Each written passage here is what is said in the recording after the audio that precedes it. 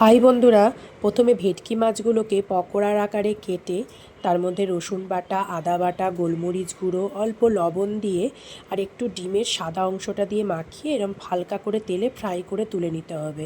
তারপর কড়াইয়ে তেল দিয়ে একটু রসুন বাটা, আপনারা রসুন কুচিও দিতে পারেন, একটা সস বানিয়ে নিয়েছিলাম, টমেটো কেচাপ, সয়া সস, তার মধ্যে একটু গোলমরিচের গুঁড়ো, চিলি সস, সবগুলোকে দিয়ে ভালো করে একটু মিশিয়ে নিতে হবে।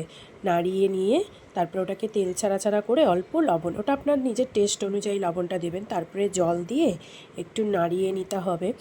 নেড়ে নেওয়ার পরে তারপর আগে থেকে ভেজে রাখা পেঁয়াজ আর ক্যাপসিকামগুলোকেও দিয়ে দিতে হবে, আর ভেজে রাখা মাছের পকোড়ার আকারে যে মাছগুলোকে ভেজেছিলাম সেগুলোকেও দিয়ে দিতে হবে। তারপর দুটোকে ভালো করে মিক্সড করে একটু জলের মধ্যে কর্নফ্লাওয়ার গুলে সেটাকে দিয়ে ফুটিয়ে নেবেন, বেশিক্ষণ ফোটাবেন না, তাহলেই রেডি হয়ে যাবে আমাদের চিলি ফিশ।